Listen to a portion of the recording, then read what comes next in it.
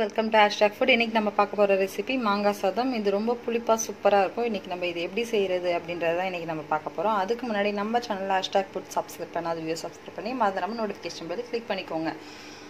வாங்க இந்த ரெசிபி எப்படி செய்யறது அப்படின்றதை இப்ப பார்க்கலாம். மாங்காய் சாதம் செய்யறதுக்கு தேவையான பொருள் என்னன்னா, ஒரு சின்ன மாங்காவை நான் திருவி வச்சிருக்கேன். அதுக்கு தாளிக்க நல்லெண்ணெய், கடுகு, உளுத்தம்பருப்பு கொஞ்சம் நிறைய எடுத்துக்கோங்க. சீரகம், கருவேப்பிலை, காஞ்ச மிளகாய், இஞ்சி திருவி வச்சிருக்கேன்.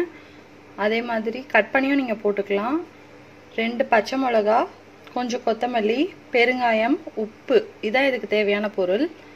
மாங்காய் வந்து நான் ஒரு மாங்காய் மேல இருக்கிற தோலை சீவிட்டு நல்லா திருவி வச்சிருக்கேன். அடுப்புல பேன் வச்சிருக்கேன்.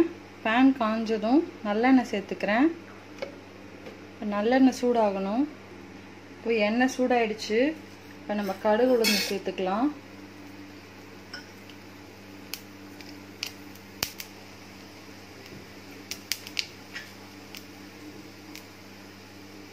கடுகு பொரிஞ்சதும் உளுந்து வந்து லைட்டா செவக்க ஆரம்பிக்கும். அப்போ வந்து சீரகம் சேர்த்துக்கோங்க.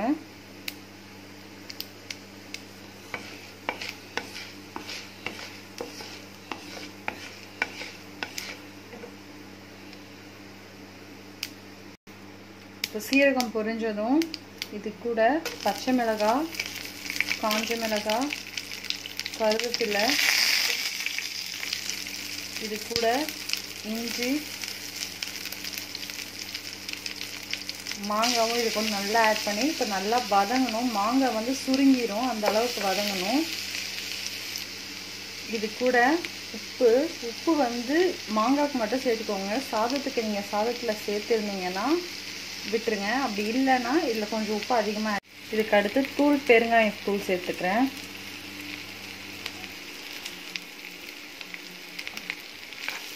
மாங்காய் நல்லா சுருங்கி வர வரைக்கும் இதை நல்லா வதக்கணும். லோ ஃப்ளேமில் தான் வச்சுருக்கேன். நம்ம எடுத்திருக்க மாங்காய்க்கு ஏற்ற மாதிரி புளிப்புக்கு ஏற்ற மாதிரி மாங்காய் புளிப்புக்கு ஏற்ற மாதிரி நான் சாப்பாடு எடுத்திருக்கேன். இந்த ஒயிட் ரைஸ் வந்து உதிரியாக வடித்து வச்சுருக்கேன். நீங்கள் பச்சரிசிலையும் நீங்கள் செஞ்சுக்கலாம் ஒயிட் ரைஸு. அப்படி பச்சரிசி ஒத்துக்காதுன்றவங்க நார்மல் வீட்டில் இருக்கிற சாப்பாடு ரைஸே நீங்கள் வந்து உதிரியாக எடுத்து வச்சுக்கோங்க. பேன் காத்தில் நல்லா ஆறிடணும். சாதம் வந்து சூடாக இருக்கக்கூடாது. இந்த மாதிரி நல்லா குக் ஆகிடுச்சு பாருங்கள். நல்லா சுருங்கி வந்துருச்சு. இப்போ நம்ம அடுப்பை ஆஃப் பண்ணிடலாம். இப்போ நம்ம ஏற்கனவே ஆற வச்ச சாப்பாடு இதில் ஆட் பண்ணிவிட்டு கொத்தமல்லி இது கூட சேர்த்து இதை நல்லா பரட்டிடணும்.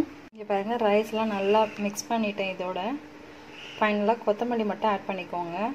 நம்ம டேஸ்டியான மாங்காய் சாதம் ரெடி ஆகிடுச்சு. இதே மாதிரி நீங்களும் உங்கள் வீட்டில் சமைச்சு பாருங்கள். கமெண்ட் பாக்ஸில் கமெண்ட் பண்ணுங்கள். உங்கள் ஃப்ரெண்ட்ஸ் சர்க்கிளுக்கு நம்ம சேனலை சப்ஸ்கிரைப் பண்ணி சொல்லி ஷேர் பண்ணுங்கள். இதே மாதிரி வேறு ஒரு ஈஸியான ரெசிபியோட மறுபடியும் உங்களை மீட் பண்ணுறேன். Bye bye from Satyanand. Thanks for வாட்சிங் த வீடியோ.